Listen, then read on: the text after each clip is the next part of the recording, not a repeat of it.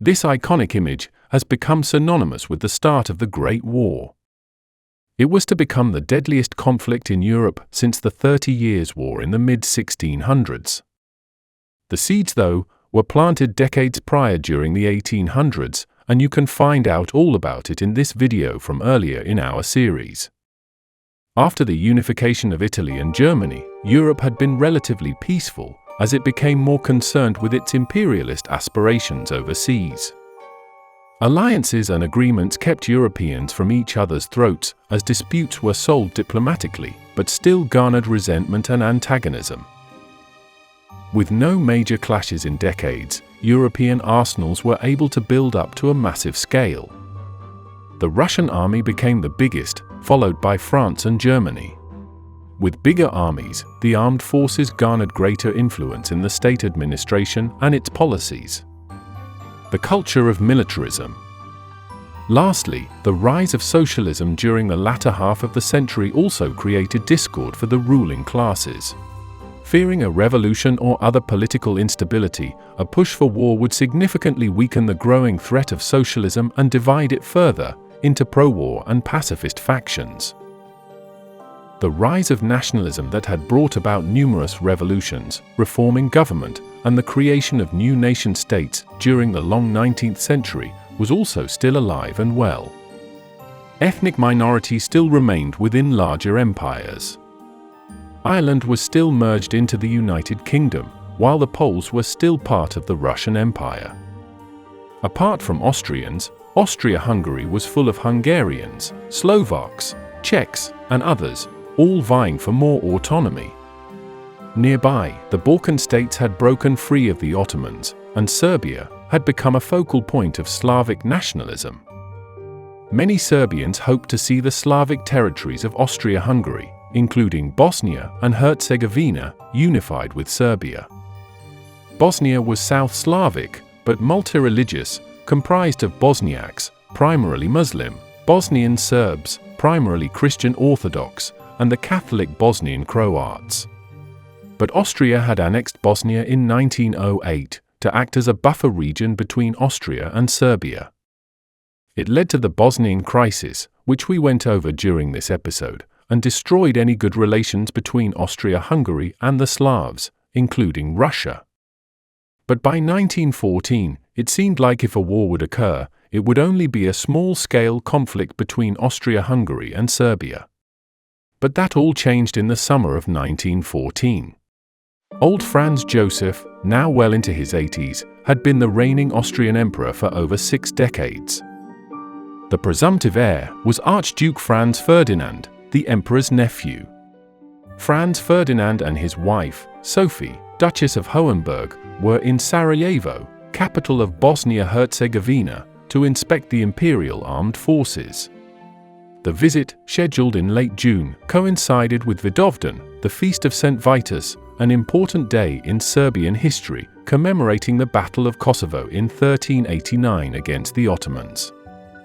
This choice of date for his visit was seen as provocative by Serbian nationalists, given the significant historical and emotional importance of Vidovdan in Serbian culture. As the Archduke and his wife traveled in their motorcade through Sarajevo, one of the conspirators, Nedeljko Čabranović, threw a grenade in their direction. But it exploded behind them, injuring occupants of the following car, instead of the Archduke's. After a reception at Town Hall, the motorcade added a visit to the hospital to meet those wounded from the earlier attack. On their way there, the driver took a wrong turn, and in an unbelievable turn of fate, coincidentally stopped the car right in front of Gavrilo Princip, another conspirator. Seizing the opportunity, Princip stepped forward and shot Franz Ferdinand and Sophie at close range. Both died within a short time after the shooting.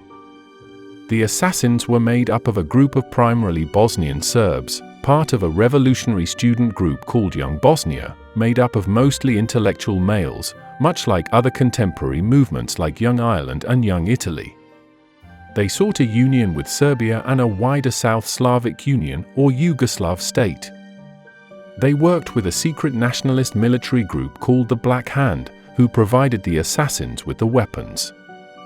With the Archduke now dead, the Austrians had cause for war, although they were wary of the involvement of Russia, which had positioned itself as the protector of Slavic peoples throughout the Balkans.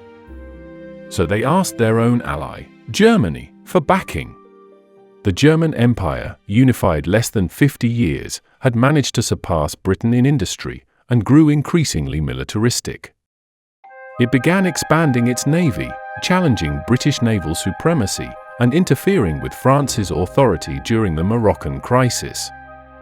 Kaiser Wilhelm, reigning since 1888, oversaw Germany's transition into a colonial empire, with territories and protectorates as far as the Pacific. When the Austrians came to him for support after the assassination, he was all too eager to help. Kaiser Wilhelm guaranteed unconditional German support through what became known as the blank check. But the Germans insisted on speed to quickly dismantle the Serbs before the Russians could get involved. The Austrians instead deliberated throughout July before offering Serbia an ultimatum on the 23rd. Though the terms were harsh, Serbia responded to the ultimatum, accepting most but not all of Austria-Hungary's demands. Serbia began mobilizing its army the same day, anticipating a possible military response from Austria-Hungary. On July 28, after being unsatisfied with Serbia's response, Austria indeed declared war.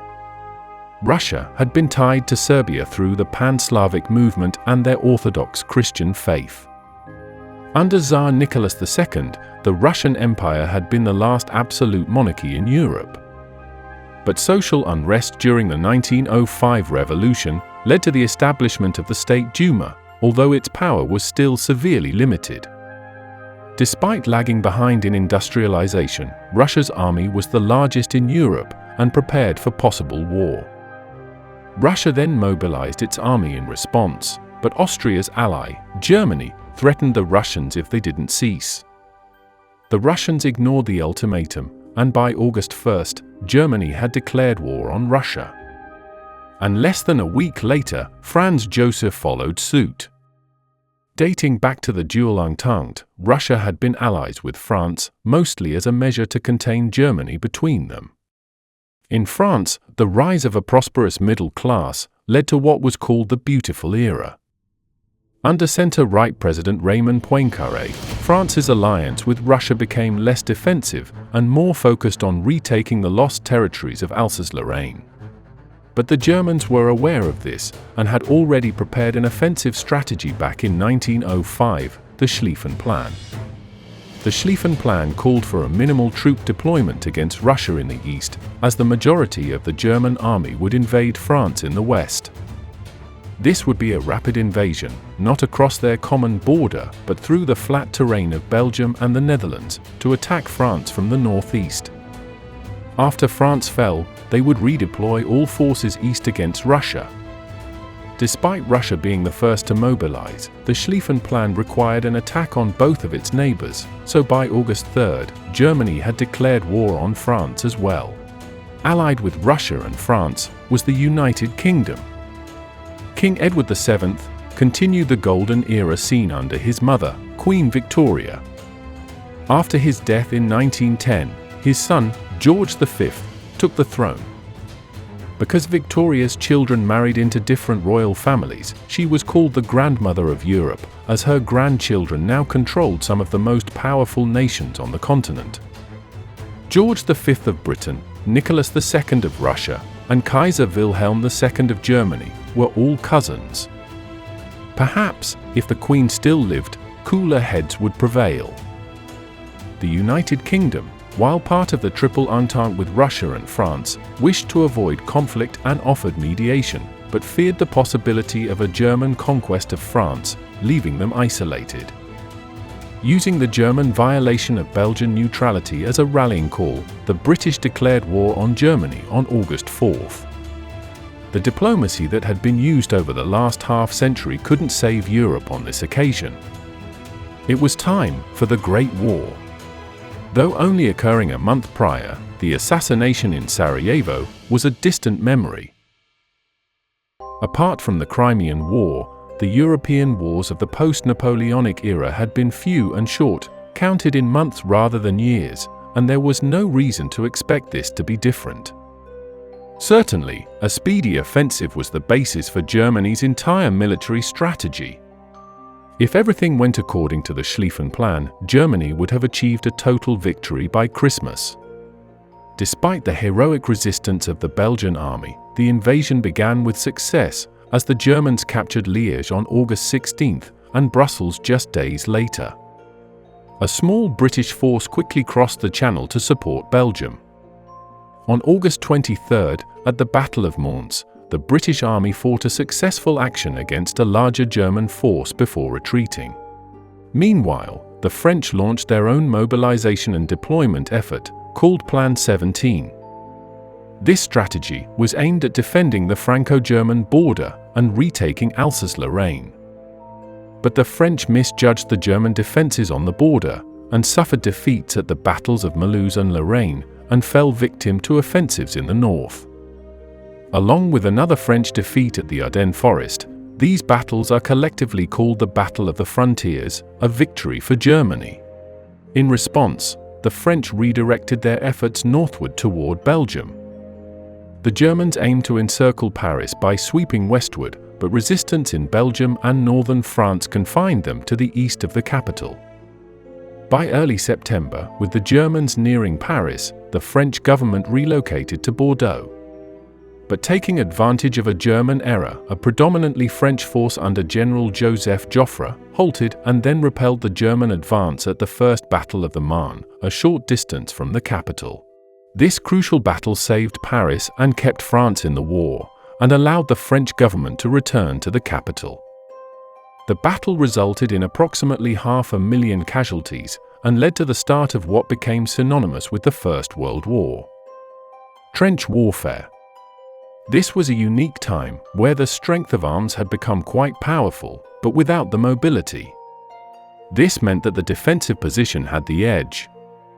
So for protection, both sides dug in to maintain shelter. These trenches became the enduring, grim setting for hundreds of thousands of soldiers over the next 3 years, as the initial hopes for a quick victory turned into a protracted, nightmarish conflict unprecedented in history. On the Eastern Front, where warfare remained much more mobile, the Russians invaded eastern Germany, diverting some of Wilhelm's Western army to deal with the threat.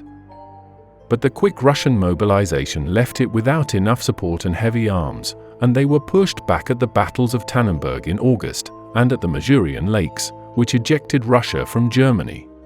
The Russians' other advance towards Austrian Poland was more successful, as they defeated the Austrians at the Battle of Galicia.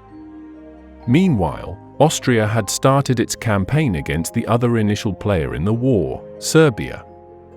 They invaded in August, but were repeatedly repelled, and though they captured Belgrade, a Serbian counter-offensive expelled the Austrians, giving the Slavic state a huge morale boost. In spring 1915, the third piece of the Triple Alliance, Italy, broke off to join France, Russia, and the UK, together now commonly known as the Allies. Italy's alliance with Austria-Hungary and Germany had only been intended for defensive purposes, not offensive invasions. Negotiations were made in secret with the Allied powers to give Italy the Italian-speaking regions of the Austro-Hungarian Empire after the war.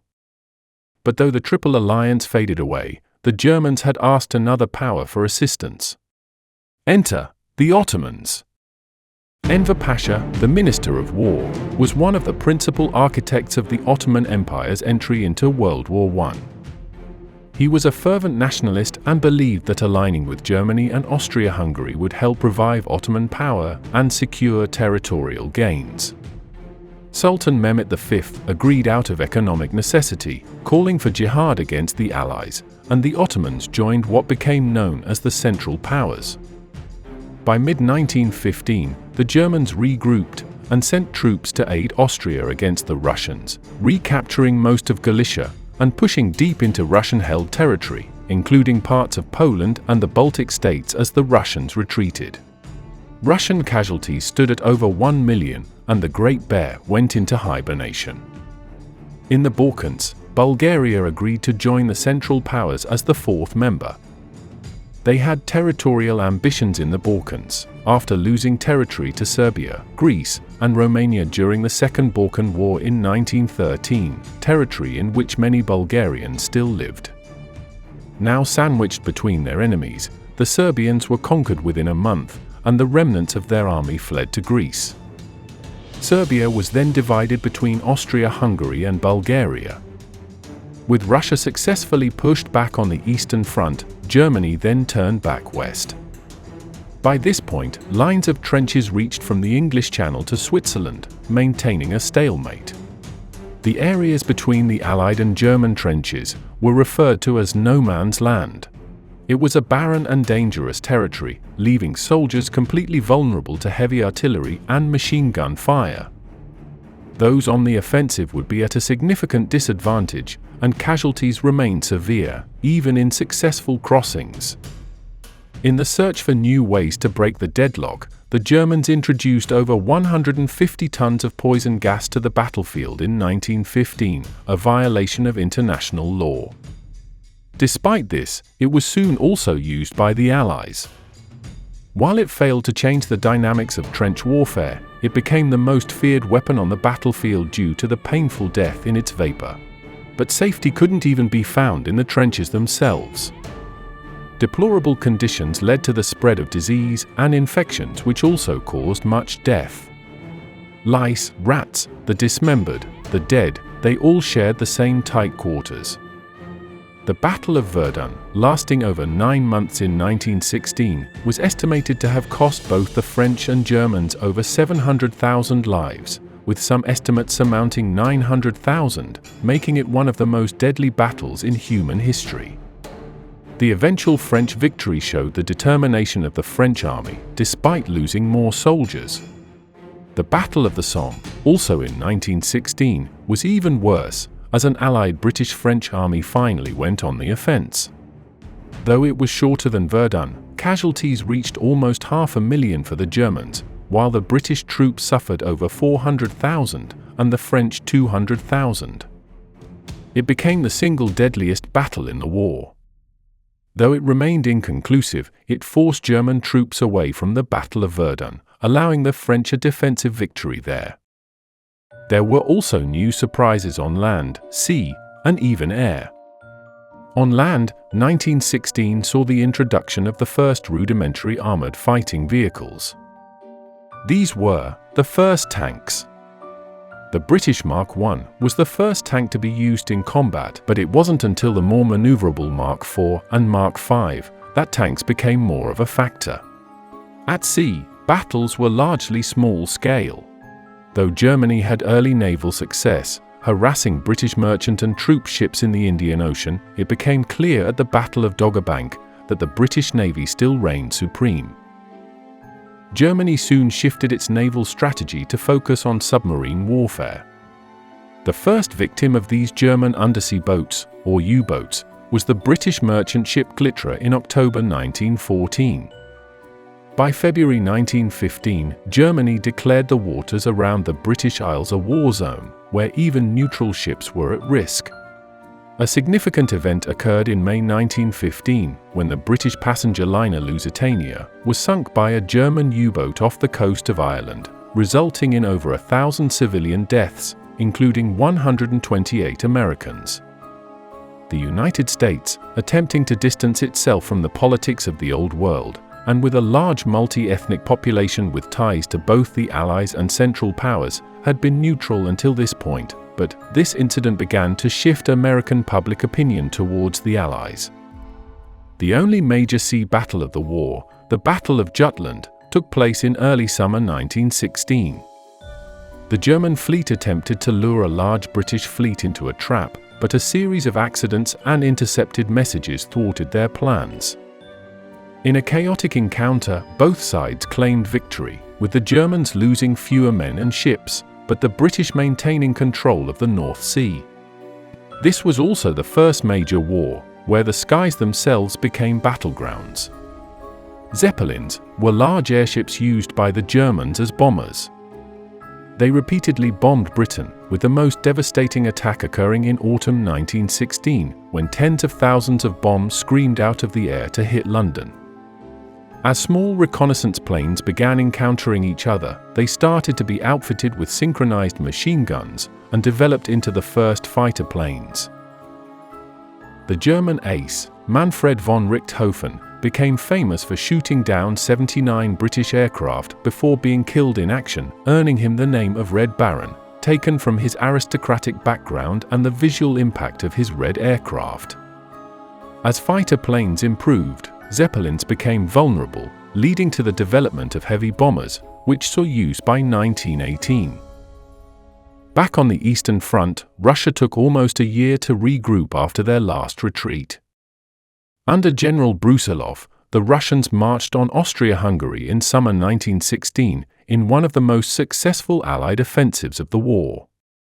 It inflicted heavy losses on the Austro-Hungarian forces and took pressure off the French and British on the Western Front and the Italians fighting Austria in the south. Encouraged by the success of the Brusilov offensive and the weakening of the Austrians, Romania joined the war on the side of the Allies in August, opening a new front. Their goal was the annexation of Transylvania, a region with a significant ethnic Romanian population that was then part of the Austro-Hungarian Empire. By the end of 1916, another blow came for Austria. After a reign of almost 68 years, Emperor Franz Joseph died at the age of 86 after developing pneumonia. Next in line for the throne was the emperor's grandnephew, Karl I. A devout Catholic, and well aware of his empire's fragmentation, Emperor Karl made secret arrangements with the Allies to make peace and end the war. But the Allies had promised the Italian regions of the empire to Italy after the war, and Karl was unwilling to give them up, so talks began to stagnate. While we've spent most of the time looking at the European theaters of war, we have to remember this was global and had many theaters. It was still a time of empires and colonies, bringing most of the world into the fold. The Ottomans, though largely kicked out of Europe, still held most of the Middle East, opening another theater of war. Looking for a solution to the deadlock, the British and French initiated another campaign in the east, in Gallipoli, to knock out the Ottomans from the war. It would alleviate pressure and allow supplies to the Russians from the Black Sea, as well as securing the Suez Canal. The invasion force launched in 1915, but after 8 months, the Ottomans proved victorious, and the Allies withdrew. It is considered a great victory for the declining empire, and brought about the prominence of General Mustafa Kemal Ataturk, later to become the first president of the Republic of Turkey. Apart from Gallipoli, the Middle Eastern theater saw other major campaigns involving Ottoman territory. The Caucasus campaign started with Russian offensives into Ottoman territory from the Caucasus, leading to a significant Turkish defeat at the Battle of Sarıkamış. Russian forces then launched successful offensives over the next 2 years, capturing key positions in eastern Anatolia, with the goal of capturing Constantinople and settling northern Anatolia with Cossacks. Nearby, in neutral Persia, Russian and Ottoman forces vied for control, occupying the north. The British became more involved here, aiming to secure oil supplies and strategic positions. Further, in the heart of the Middle East were 2 other major campaigns. The Mesopotamian campaign began with the British landing and rapid taking of Basra to secure their oil supplies in nearby Persia. The majority of British forces here were from the Raj, in India. Baghdad became the new target, and initial advances were successful, but the campaign faced a significant setback during the siege of Kut al-Amara, where British forces were besieged and eventually surrendered. Following this disastrous setback, later called the worst defeat of the Allies, the British reorganized and launched a renewed offensive, capturing Kut again by early 1917, and then Baghdad soon after. The Sinai and Palestine campaign to the west began with Ottoman attempts to seize the Suez Canal, but they were repelled by British forces in 1915 and 1916. The British, under General Archibald Murray and later General Edmund Allenby, then advanced across the Sinai Peninsula, securing victories at Romani and Magdaba. In 1917, British forces moved north into Palestine, capturing key positions through battles at Gaza and taking Jerusalem by the end of the year. The final phase involved major Allied offensives as they marched further up the Levant, culminating in the decisive Battle of Megiddo, which led to the collapse of Ottoman defenses and the capture of Damascus. By 1918, the Ottomans were surrounded and, worse, lost control of their Arab territories. With the backing of Britain, Arab vassals of the Ottomans, led by Hussein ibn Ali and supported by British officer T. Lawrence, revolted by successfully disrupting Ottoman supply lines. Their goal was to establish a unified Arab state, from Aleppo in the north to Aden in the south, which the British promised to recognize. Lawrence earned international fame and is now more commonly known as Lawrence of Arabia. The Sinai and Palestine campaign ended in Allied victory, contributing significantly to the Ottoman Empire's eventual collapse. Africa, newly carved up by the scramble, also became a theater of war. Early on, the German colonies in Africa became targets. Togo and Cameroon fell quickly, but Tanzania saw prolonged resistance led by Paul von Lettow-Vorbeck, who conducted an effective guerrilla campaign for years until the war's end. The new British Dominion of South Africa also conquered and annexed German Southwest Africa by 1915. By the end of the war, Germany had effectively lost all control on the continent. Africans were also used as laborers and soldiers, with the French recruiting almost 200,000 from French West Africa to fight in the trenches of the Western Front. Over in the east, Japan's Meiji era had ended in 1912, and Emperor Taisho took over from his father. The Empire of Japan entered the war due to an alliance with Britain, meant to prevent Russian expansion in the east. Japan also had a strong interest in acquiring German territories in China and the Pacific. They had already acquired Taiwan, the Korean Peninsula, and the strategic Port Arthur, and looked to expand their empire further. In September 1914, Japanese forces besieged and captured German Qingdao in northeast China, after 2 months of fighting. The Japanese Navy also took over German islands in the Pacific, including the Marianas, Carolines, and Marshall Islands. 1917 was a tough year for the Allies. On the Western Front, Robert Nivelle replaced Joseph Joffre as commander of the French army. His Nivelle offensive was made to decisively break through the German lines, with a focused attack on their defenses on the Aisne River, all within 48 hours, and with less than 10,000 casualties. While the British forces were successful in their mission to capture the high ground and redirect German troops, including the Canadian victory at Vimy Ridge, the French attack at the Aisne failed. Despite initial high hopes, the offensive dragged on for weeks until late spring, resulting in heavy French casualties, around 180,000, and little territorial gain to show for it, leading to widespread mutinies within the French army. Nivelle was replaced with General Pétain, who returned to a defensive position. In late summer, the British-led offensive at Passchendaele resulted in massive casualties with minimal strategic gains.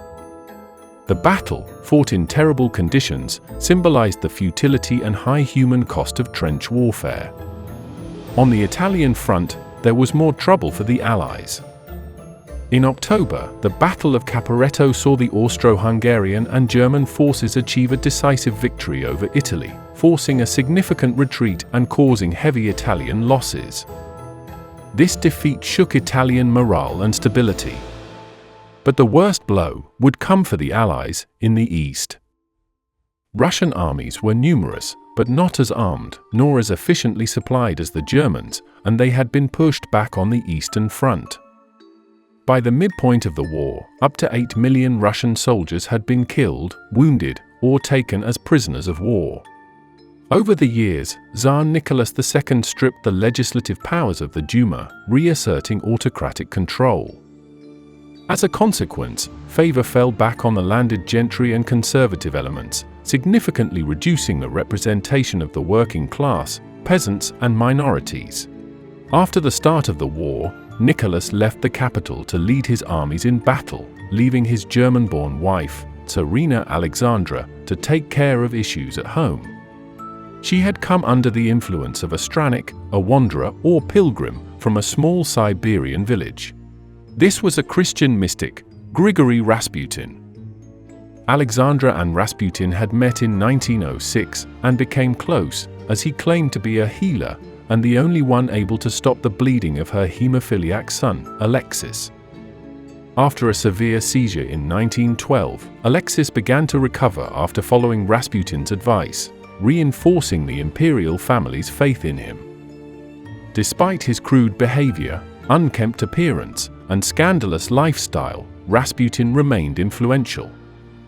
Tsarina Alexandra, as a German-born princess, naturally became a figure of hatred at the start of the Great War. By 1916, there was widespread agreement in the capital that change was essential, ranging from a palace coup to revolution. In December 1916, 3 members of the imperial family plotted to murder Rasputin. Legend has it that poison had no effect on this holy man, and he even survived a shot through the chest. But later autopsies seemed to show a single shot through the skull was all that was needed. After a cold winter, workers in St. Petersburg, which was renamed to Petrograd to sound less German, began striking in large numbers, protesting against poor working conditions, low wages, and food shortages. Women were fed up of waiting in the interminable bread lines, and on International Women's Day, they initiated a mass strike and demonstration, demanding bread and peace. This protest drew in workers from other factories and sectors, escalating the unrest. Nicholas, still away from St. Petersburg, ordered senior generals to march on the capital to restore order. But it was too late. The mutiny had spread, and the military defected to join the protesters. Once Nicholas returned, his generals convinced him that the only way for the empire to continue was if he abdicated in favor of his brother, Mikhail.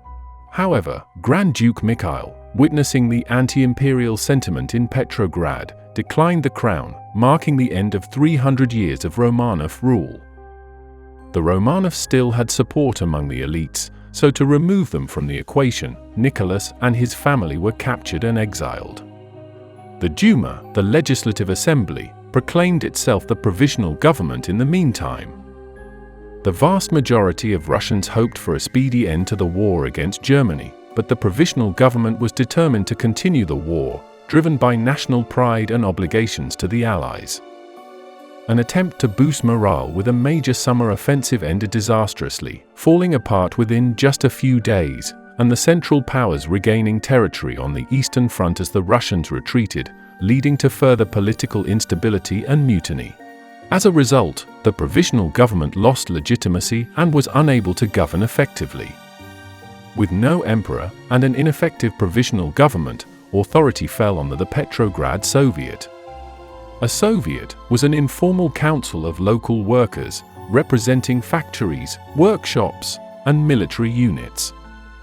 Soviets were initially set up to organize strikes, manage supplies, and coordinate activities among workers. One of the parties in the Soviet was the Russian Social Democratic Labour Party, or RSDLP, which had split earlier in the century. One faction, the Bolsheviks, advocated for immediate and direct action from a disciplined party, or vanguard, to lead a socialist revolution. The Menshevik faction favored a more democratic and broad-based party with gradual reforms, and were more willing to work with the bourgeois classes. The primary leader and ideologue of the Bolshevik faction was a man by the name of Vladimir Ulyanov. He became known to history as Lenin. Lenin had been living in exile in Switzerland, but once the Tsar was toppled, the Germans provided him safe passage back home, hoping his return would destabilize the Russian government and take them out of the war. Lenin was greeted enthusiastically when he arrived in Petrograd in 1917, his first time in Russia in over a decade. Leon Trotsky, another prominent revolutionary, arrived back in Russia a month later, aligning himself with the Bolsheviks. He was elected chairman of the Petrograd Soviet and became a key leader in the movement.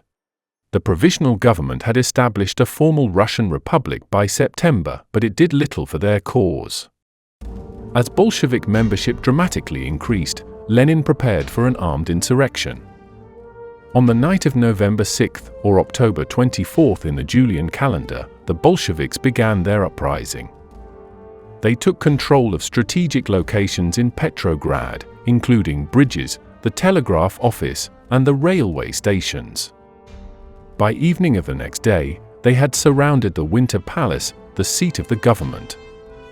The palace was stormed, and with the help of the Red Guards and loyal troops, the Bolsheviks took power with relatively little resistance, arresting the remaining members of the government. The short-lived republic had fallen, and in its place was the Russian Soviet Federative Socialist Republic, or Russian SFSR, formerly the world's first socialist state. Lenin established the Council of People's Commissars as the highest executive body, with himself as chairman, and Trotsky in charge of foreign affairs and policy. In March 1918, the Bolshevik Party officially changed its name to the Russian Communist Party, as they sought to distinguish themselves from other socialist and social democratic factions, and emphasizing their goal of achieving a classless, stateless society. The same month, in keeping with his promise of peace, Lenin formally withdrew Russia from the World War. Signed with the Central Powers, the Treaty of Brest-Litovsk ceded substantial Russian territory, including the Baltic states and parts of Poland and Belarus to Germany, the Transcaucasus to the Ottomans, and recognized the independence of Finland and Ukraine. The Bolsheviks agreed to the harsh conditions in order to prioritize internal issues. Under the treaty, Russia lost territories holding over a third of its population and the vast majority of its coalfields. But borders meant little to Lenin, who believed a global proletarian revolution was imminent, particularly in Germany, and that the terms of the treaty would eventually be nullified. To further distance themselves from the war, the capital was moved from Petrograd, formerly St. Petersburg, to Moscow. But Lenin still had enemies, and soon Russia was overcome by civil war. The withdrawal of Russia freed up large numbers of German troops from the Eastern Front to deal with the stalemate in the West, and the scales tipped in favor of the Central Powers. At sea, the unrestricted German submarine warfare was sinking over 400 Allied and neutral ships per month. A quarter of all merchant vessels leaving British ports never returned. This tactic aimed to starve the Allies into submission by the end of the year. But the British countered this threat by organizing merchant ships into convoys, which proved more effective. The convoy system, combined with armed escorts, significantly reduced the number of ships sunk. The Allies also took aggressive measures against the German subs, laying vast numbers of mines in the English Channel and North Sea. American-German relations were already damaged over their indiscriminate submarine warfare, and Germany wanted to stay a step ahead of the Americans in case they entered the war. Germany solicited America's southern neighbor, Mexico, to join the Central Powers alliance, offering them their former territories of Texas, Arizona, and New Mexico after the war. This secret negotiation, the Zimmermann telegram, was intercepted and decrypted by Britain. It proved to be the final incentive needed for the Americans, and soon after in April, the United States declared war on Germany. Erich Ludendorff, commanding the German armies, needed to strike quickly before the arrival of American troops. Now outnumbering the Allies, the Germans launched a swift spring offensive, launching a series of attacks on different parts of the front, and succeeded as few others had done in 3 long years of war. During the offensive, the Germans unveiled their secret weapon. Soon, Paris was being hit directly. The French assumed they were attacks from Zeppelins, but the skies remained clear. Some assumed they were bombs planted by spies. But upon closer inspection, these appeared to be artillery shells. 120 kilometers, or 75 miles from the capital, was the cause of the panic. With a barrel of 34 meters in length, and able to shoot 40 kilometers, or 25 miles into the stratosphere, the Paris gun was responsible for hundreds of injuries and deaths. As the shells could reach the city center, including targets that were previously considered out of range, it caused widespread confusion and panic, but it remained more of a psychological weapon than a tactically effective one, due to its size and immobility. But the offensive stagnated as supply lines of food and ammunition broke down, and after critical reverses, the Allies stabilized the front once again. American contingents began trickling in by summer. Throughout late 1917 and early 1918, they continued to arrive and undergo training in France. General Pershing focused on building up his forces and ensuring they were adequately trained before being deployed to the front lines. African American soldiers also represented the United States, but due to segregation, the few who saw action were instead integrated with the French army, like the 369th Infantry Regiment, commonly referred to as the Harlem Hellfighters. The majority, though, were in non-combat roles as laborers and support personnel, like musicians. These military bands brought a new kind of music to Europe. Jazz would be the sound that defined the next decade. After the arrival of American troops, and under the unified Allied command of French General Ferdinand Foch, the Allies made extremely effective use of tanks in the Second Battle of the Marne, and the Germans had no answer. By late summer, reinvigorated by the arrival of American troops, and with British troops having returned from other fronts of the war, Foch returned the favor to the Germans, starting the 100 Days Offensive. The Germans were pushed back at the Battle of Amiens, and were driven back for good. In the east, Allied troops in Greece advanced north with the Serbian forces, reclaiming the region and forcing Bulgaria to seek an armistice. In the Middle East, the British had taken Damascus by October, as the Arab revolt continued disrupting Ottoman forces. In Mesopotamia, as the British neared Mosul, the Ottomans finally sued for peace. Despite the armistice, the British continued on to occupy the city a few days later. That same month, on the Italian front, the Kingdom of Italy pushed the Austrians back to the north. It triggered the nationalist movements of the empire, as the Hungarians in Budapest, the Czechs in Prague, and the Slavs in Zagreb all declared independence, and the Austro-Hungarian Empire was dissolved. By the end of the month, the Austrians were out of the war, and only Germany remained. They initially handled the early Allied push during the 100 Days Offensive, but after the arrival of American troops, the Allies soon broke through the Hindenburg Line, the pinnacle of German defensive engineering. A demoralized Ludendorff, seeing no way out, knew this was the end.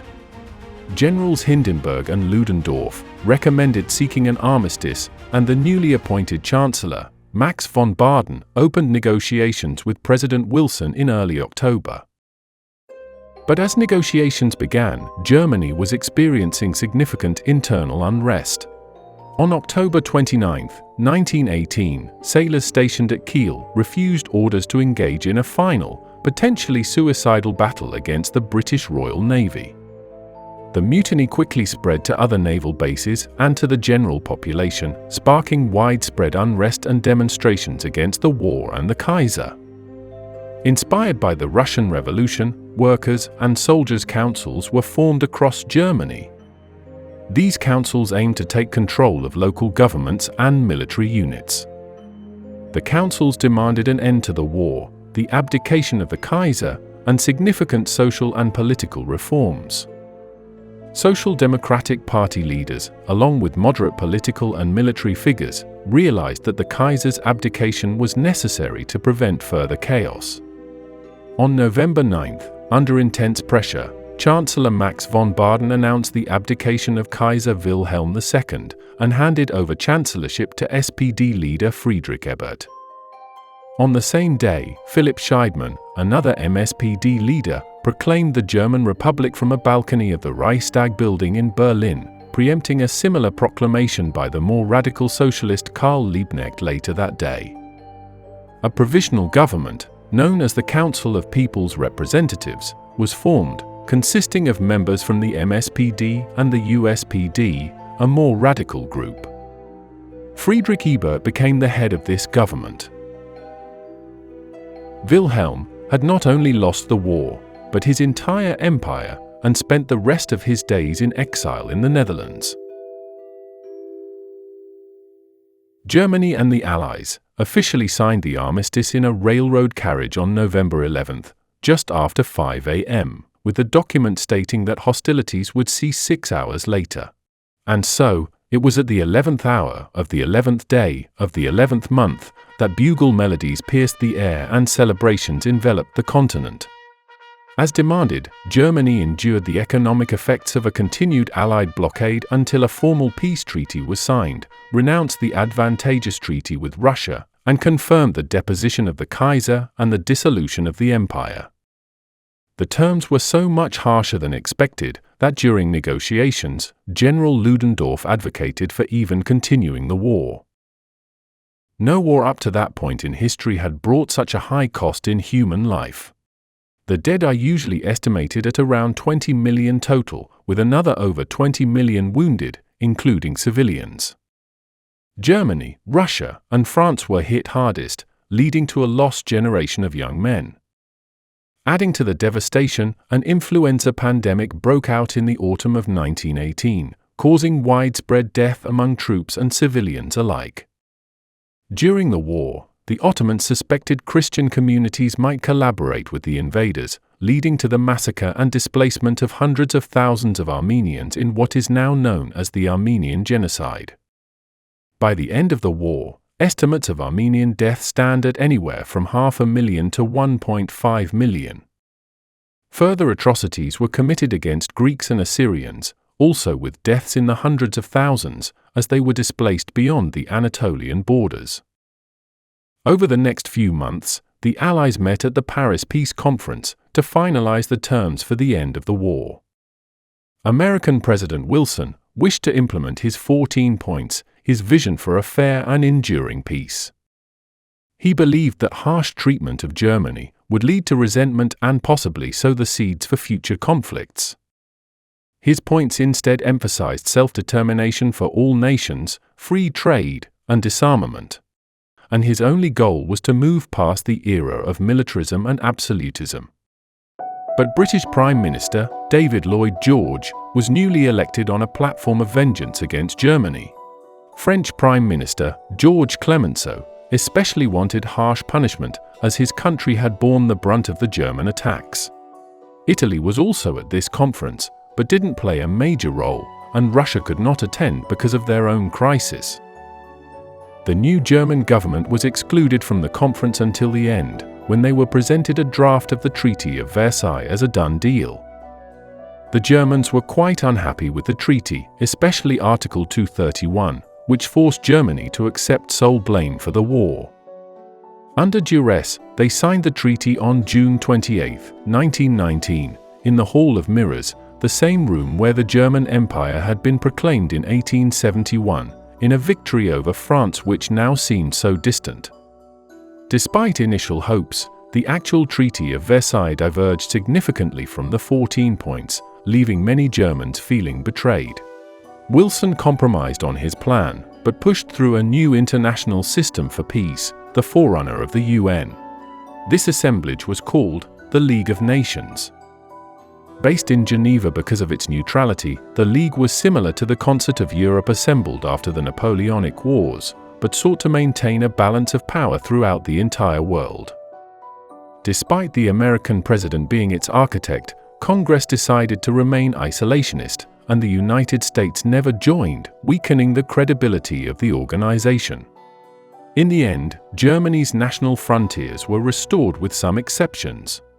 France regained Alsace-Lorraine in the west, while much of the east was ceded to a newly independent Poland. The Rhineland was demilitarized and occupied by the Allies, including the highly industrialized Saar, which became a distinct political entity from Germany for over a decade. German overseas territories were formally ceded to the Allied nations as mandates. German sailors scuttled their ships so they would not be transferred to the Allies. While their land army was to be permanently reduced, they were not allowed an air force. War reparations were eventually settled at 132 billion gold marks, today over $500 billion, with the final symbolic payment made in 2010. Many Americans felt the treaty was too punitive and the reparations much too high. French General Foch, on the other hand, believed the treaty was not harsh enough, just enough to brew a deep resentment in Germany. He prophetically remarked, "This is not a peace. It is an armistice for 20 years." World War II started 20 years and 64 days later.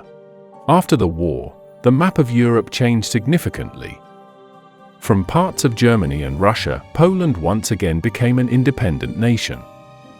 Austria-Hungary disintegrated, succeeded by the separate nations of Austria, a republic, Hungary, a constitutional monarchy, and a new nation, Czechoslovakia. Italy also formally gained both Italian and German-speaking territory from Austria-Hungary, while Romania gained Transylvania. Austrian Emperor Franz Joseph had died during the war, and his Habsburg heir was later dethroned and exiled. An enlarged Serbia became the Kingdom of Yugoslavia, the union of Serbs, Croats, and Slovenes.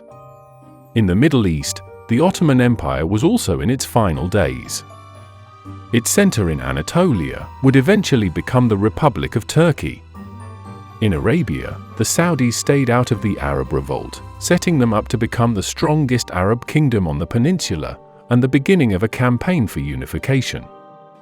Further north, Iraq, Palestine, and Transjordan became British mandates, and France were mandated Lebanon and Syria. Mandates were similar to colonial administrations, but they were intended to develop the territory to benefit the native population, as they were deemed not able to stand by themselves under the strenuous conditions of the modern world. Many Arabs felt betrayed by British and French promises made during the war. The partitioning of the map was made with little regard for cultural differences, and it was turmoil that became the most abundant fuel in the region. With effects still felt today, the fragmentation of the Ottoman Empire is a pivotal period in Middle Eastern history. Imperial German holdings in Africa were formally transferred to France, Britain, and its dominions, while in the Pacific, Japan picked up German territory as well. Though they were forced to return the Shandong Peninsula back to China, their territorial gains contributed to the Empire of Japan's growing influence in the Asia-Pacific region and set the stage for its future expansionist policies. The United States emerged from the war as a new global power. The US dollar found a new place on the world stage for trade, but politically for the most part, the country retreated back into isolationism. The 1920s was a decade of optimism and cultural change, giving it the nickname of the Roaring Twenties. This was a time of jazz and movies, speakeasies, and flappers, who challenged the traditional look and role of women, embodying youth, fashion, and financial independence. Henry Ford's assembly line system spread to other industries, leading to a rise in productivity, providing Americans with more automobiles and new household appliances like vacuums and refrigerators. With more leisure time, Americans were able to listen to the radio or head out to the baseball game. Movies became the most significant leisure product, with the American film industry thriving in Hollywood. The location hit the trifecta, as it was blessed with good weather year-round, land was still cheap and spacious, and it provided a rich diversity of landscapes. The 18th Amendment and the Volstead Act, which enforced prohibition, led to the illegal production and distribution of alcohol, commonly referred to as bootlegging. Hey, Lucille, what do they do with all these grapes? Well, my father buys them to make grape juice. Organized crime groups seized this opportunity to supply the demand for alcohol, establishing extensive bootlegging operations. The competition for control of the illegal alcohol market led to violent turf wars between rival gangs. Mobsters like Al Capone in Chicago and other infamous gangsters used bribery and intimidation to corrupt law enforcement and political figures, ensuring the protection of their illegal activities. President Harding died during his term and was succeeded by his vice president, Calvin Coolidge, who remained in power for the rest of the decade. The economic boom led to overconfidence, easy credit, and heavy gambling on the markets. By the end of October 1929, the stock market experienced a crash, leading to the Great Depression. It resulted in an enormous loss of market value, with the Dow Jones falling nearly 89% from its peak in 1929 to its low in 1932. Europe was soon dragged into a similar depression as U.S. banks recalled loans. Under the new president, Herbert Hoover, the crisis worsened as Congress passed more protectionist measures which significantly reduced international trade. Hoover's measures, such as spending on infrastructure projects like the Hoover Dam, were more effective but still insufficient to prevent widespread suffering. After one term, America decided to take a new, more hopeful path, electing Franklin Roosevelt in 1933 with almost 90% of the electoral vote. In stark contrast to Hoover's laissez-faire philosophy, Roosevelt's New Deal expanded public works and infrastructure, implemented economic reforms, and created millions of new jobs. It is credited for America's recovery. Despite being paralyzed from the waist down by polio, his presidency would go on to become one of the most successful in U.S. history. Back over in Europe, the social and political fabric of the United Kingdom was forever changed. In 1917, due to extreme anti-German sentiment, King George V changed the name of the royal house from Saxe-Coburg and Gotha to Windsor. Women kept the country running while the men were off at war, and by 1917, women were also serving in the armed forces. The tide had turned in favor of women's suffrage, and in 1918, women were granted the right to vote and allowed to become members of parliament. Soldiers who were lucky enough to return from the war were greeted by mass unemployment and low wages, leading to strikes. The Conservative government couldn't deal with the crisis and was voted out in the next election, giving Britain its first Labour government in 1924 under Ramsay MacDonald. British-Soviet relations were normalized under this government, but a suspicious letter from Russia made it seem that the Bolsheviks would use the Labour Party as a springboard for the Communists to radicalize the British workers into revolution. The letter is generally accepted now by historians to have been a forgery, but it helped the Conservatives retake Parliament by the end of the year. But workers still struggled, especially in the mining industry. After going on strike, the Trades Union Congress called a general strike in solidarity. Around 3 million workers responded, and Britain became paralyzed as transport and industry shut down. But the government was prepared, calling on volunteers from the middle class to maintain essential services, like food distribution and driving the buses. The general strike was called off over a week later, leaving the miners to continue the strike by themselves. But after months without progress, the miners were broken and forced to accept lower wages. With the new territories gained after the end of the war, the British Empire reached its zenith. Even its dominions of South Africa and Australia were given mandates of their own over former German territory. Along with Canada and New Zealand, most dominions gained greater autonomy and recognition as independent states within the British Commonwealth. Ireland, still part of the UK, continued taking steps towards self-governance.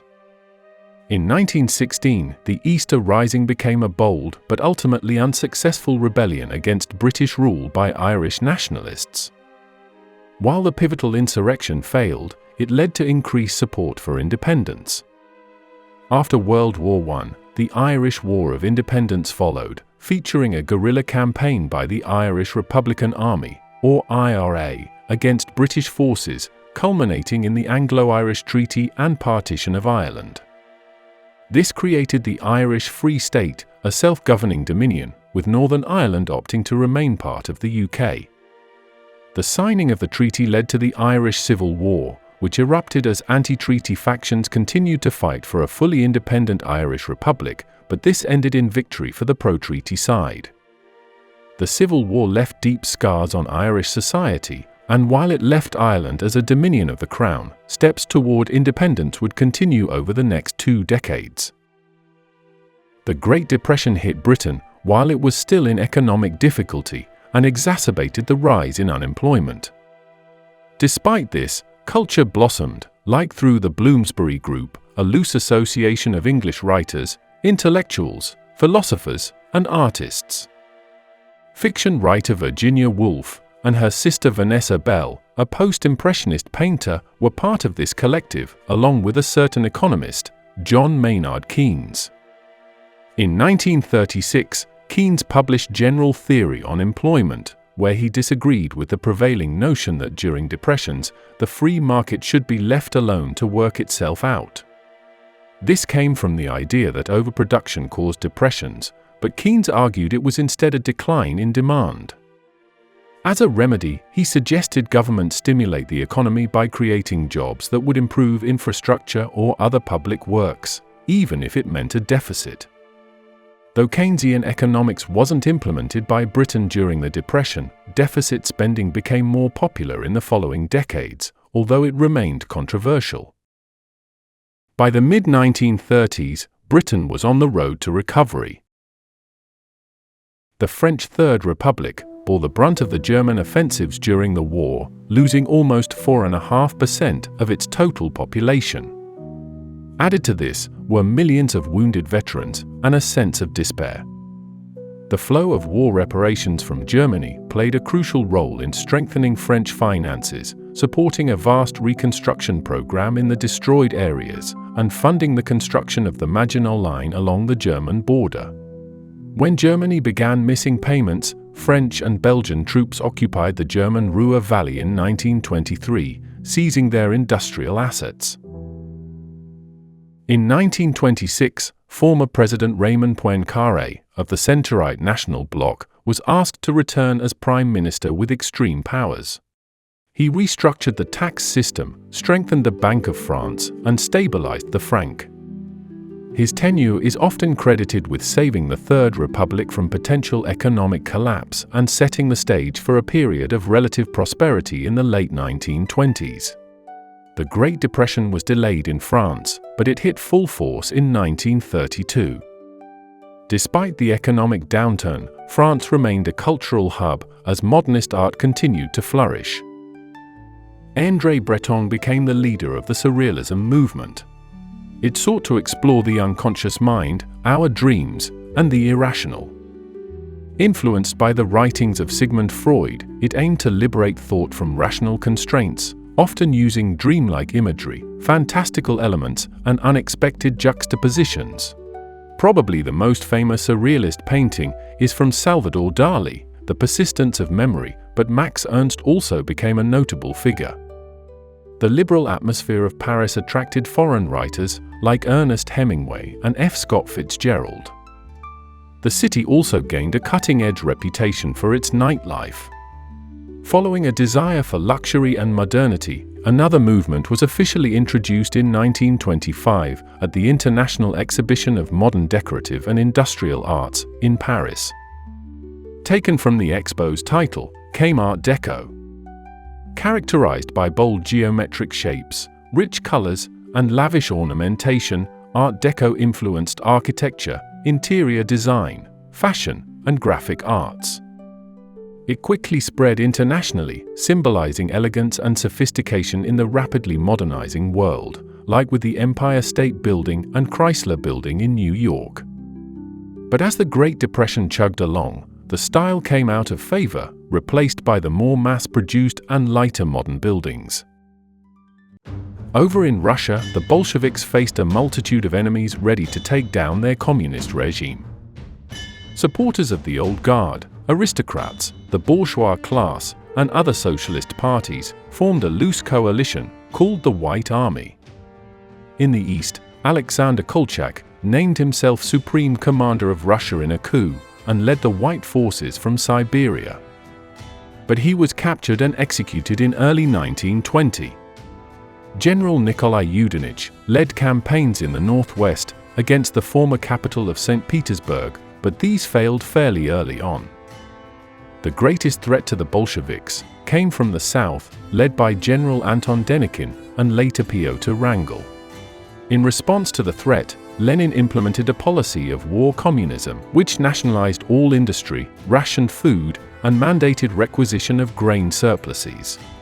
The Romanovs, the former royal family, were still in exile but had support among the elites. On a night in mid-July 1917, in a village in the Urals, the Romanov family and their attendants, under orders from the Ural Soviet, were led into the basement and executed by firing squad and bayonets. Their bodies were destroyed to prevent identification, and their deaths were covered up for years. Reacting to assassination attempts against Lenin, his secret police, the Cheka, rounded up whoever were deemed class enemies, including the clergy and bourgeoisie, executing or exiling them to labor camps, with estimates ranging from 50 to 200,000 deaths. This Red Terror was modeled after the Reign of Terror that took place during the French Revolution. Bolshevik counteroffensives had managed to push back the White armies on all three fronts by late 1920. There were other factions in the Civil War, including intervention from the Allies, but they withdrew support for the Whites once the tide began to turn. Opposing both the Red and White armies were the Makhnovists, sometimes called the Black Army. These were Ukrainian anarchists who attempted to set up their own stateless, self-regulated society, and while they sometimes cooperated with the Red Army against the Whites, the Bolsheviks turned on them once the bigger threat was dealt with. Though secure in power, Lenin still faced opposition among peasants and workers, which led to widespread unrest during a famine where over 5 million perished. Acknowledging the failure of harsh requisition policies, Lenin implemented the new economic policy, which allowed peasants to keep surplus production and lifted the market ban, revitalizing rural trade. It was a mixed economy, allowing private ownership of small and medium-sized businesses, while the government kept control of the heavy industry, banks, and foreign trade. By 1922, the NEP had saved the Russian economy, and the famine was over. Though the Soviets had largely subdued the White armies, there was still the issue of regaining Russia's former territories. After the Russian Revolution and Treaty of Brest-Litovsk, many regions of the former empire had declared independence, and some gained greater autonomy after the defeat of Germany, like Poland, Ukraine, and Belarus. But the Polish, having not had a state of their own since the late 1700s, wanted to expand for more favorable borders, while the Russians wanted to use Poland as their bridge to Germany and a potentially fully communist Europe. The Polish push eastward brought them into conflict with the Russians' westward reconquest, leading to war. After initial Polish advances, they managed to capture Kiev by May 1920. But Soviet counteroffensives pushed the Polish army back all the way to Warsaw. At their last stand, known as the Miracle on the Vistula, Polish forces successfully defended Warsaw against the advancing Red Army, and in the end, Ukraine and Belarus were partitioned between both nations. The Soviets had less success in the Baltic as they attempted to reintegrate Estonia, Latvia, Lithuania, and Finland, but with foreign aid, they repelled the invasions and maintained their independence. In the Caucasus, the Red Army also invaded the new republics of Georgia, Armenia, the first Armenian state since the Middle Ages, and Azerbaijan, the first secular democratic republic in the Muslim world. In 1922, Russia formed a closer union with these Soviet socialist republics. This was the Soviet Union. Within a couple of years, most European countries recognized the USSR, and foreign trade re-emerged. Like the rest of Europe, Russia developed its own modern artistic style. Constructivism was an artistic and architectural philosophy that rejected the idea of autonomous art. It favored art with a social purpose, emphasizing abstract, geometric forms and modern materials. It aimed to break down the barriers between the elite and the masses, making art a collective experience rather than an exclusive one. The Russian Civil War, along with the struggles of consolidating and maintaining power, had taken its toll on Lenin. In 1922, he suffered a stroke. After a partial recovery, he suffered a second and third stroke, leaving him incapacitated before his death in January 1924. Trotsky, founder of the Red Army and part of the Politburo, the collective presidency of the state, was seen as the likely successor to Lenin, but was challenged by another man. Joseph Stalin had also been a member of the Politburo, but he only started garnering influence in 1922, when he was appointed as General Secretary. He used this position to appoint thousands of his own supporters as officials. Lenin returned from his first stroke to find Stalin had created an informal alliance with two other members of the Politburo, a triumvirate or troika with Lev Kamenev and Grigory Zinoviev. The three wished to consolidate power and marginalize all rivals, especially Leon Trotsky. Widely seen as a detached intellectual, Trotsky was a critic of Lenin's new economic policy, viewing it as too capitalist, and was a proponent of permanent proletarian revolution across the globe. Established in 1919, the Comintern aimed to promote this goal and coordinate communist movements worldwide.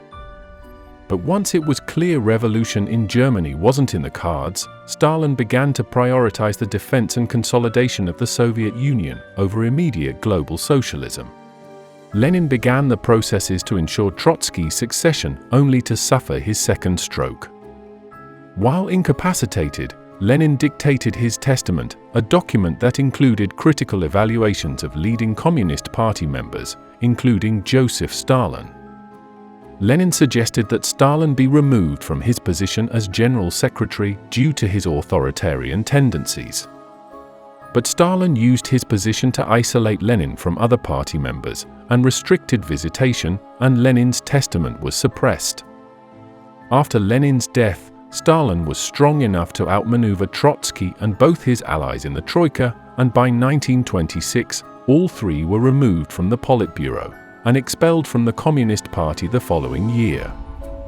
The old Bolsheviks were defeated, and it was Stalin who would lead the USSR into a new era.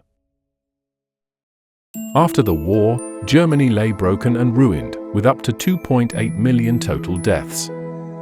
There was little food, as many in the food and agricultural industry were transferred to the military. Though the Kaiser was expelled, the German Revolution was still not over. The MSPD, the more moderate socialists, had consolidated power, but they encountered opposition from their rivals. The Spartacus League, led by Karl Liebknecht and Rosa Luxemburg, was a radical Marxist group that split from the USPD in 1918 to form the KPD, or Communist Party of Germany. The Spartacists aimed for a proletarian revolution, similar to the Bolshevik Revolution in Russia, and attempted to overthrow the MSPD-led provisional government to establish a socialist republic. Their uprising was centered in Berlin.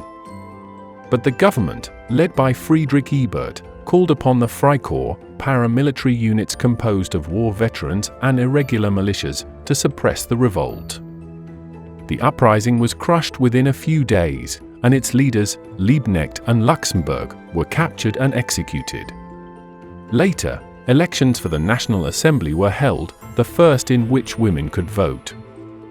This elected assembly convened in the town of Weimar to avoid the unrest in Berlin, and began the process of creating the Weimar Constitution. This constitution established a democratic framework for Germany. Throughout 1919, Germany continued to experience significant social unrest, including strikes by workers demanding better conditions and political reforms. Various regions, including Bavaria and the Ruhr, experienced their own uprisings and attempts to establish socialist governments. But Ebert, officially elected as president, backed by the central government and the Freikorps, suppressed the far-left movements. The Weimar Republic reluctantly accepted the Treaty of Versailles, but this event left a dangerous legacy, fueling a conspiracy theory that the German army was not defeated but stabbed in the back by liberals, socialists, and Jews. In March 1920, a coup attempt, this time by the right, led by Wolfgang Kapp and the Freikorps, aimed to overthrow the Weimar Republic and establish an autocratic government. The coup failed due to a general strike, but further radicalized the nation. The situation became even more dire in 1923, as the French and Belgians occupied the Ruhr Valley, Germany's industrial heartland. German workers in the region responded with passive resistance, including strikes and non-cooperation with the occupying forces. The government promised to continue paying the workers' wages and compensate businesses, but this led to inflation. But by the end of 1923, hyperinflation reached its peak, with prices rising exponentially. At the height of the crisis, the German mark became virtually worthless, and the economic chaos severely impacted the German population, leading to widespread poverty and social unrest. But from 1924, Germany made a stunning recovery, sometimes called the Golden Age, or Golden Years, thanks to the diplomatic skills of Foreign Minister Gustav Stresemann. Inflation was curbed by introducing a new currency, the Reichsmark. The Dawes Plan in 1924 and the Young Plan in 1929 were arranged to lessen the burden on German reparations and extended the payment period. And the Locarno Pact in 1925 confirmed the post-war German borders, allowing the new republic to be admitted into the League of Nations a year later, a significant step in its reintegration into the international community. Paul von Hindenburg was elected president in 1925, largely because of his status as a war hero and a unifying figure for conservatives. Initially, he aimed to uphold the constitution and stabilize the republic, but remained deeply conservative and held monarchical sympathies, favoring the restoration of the old order over the democratic principles of the Weimar Republic, enabling a shift towards authoritarianism during the 1930s. The post-war period also saw the flourishing of new forms of modernist art. Originating in Zurich, Switzerland, Dada was a reaction against the horrors of the Great War and the perceived absurdity of the modern world. It embraced chaos, irrationality, and anti-bourgeois sentiments, often through absurd and provocative art, performances, and writings. In a sense, it was more of an anti-art movement, building on the abstract art from earlier in the century. In 1919, the Staatliches Bauhaus, a German art school, emerged, first in Weimar. Founded by architect Walter Gropius, the Bauhaus aimed to unify art, craft, and technology, focusing on functionalism and the integration of art into everyday life. It emphasized clean lines, geometric forms, and the use of modern materials. It aimed to unify the visual arts, promoting rational and minimalistic design, and went on to influence later modernist architecture. Though Germany was stabilized during the Weimar Golden Age, the Great Depression halted progress. Germany was once again in dire crisis, as businesses boarded up and unemployment soared. The economic downturn was the second in just a few years, and in response to the failures of liberal democracy, the radical and extremist parties awoke from their slumber. A story you can check out later in this series.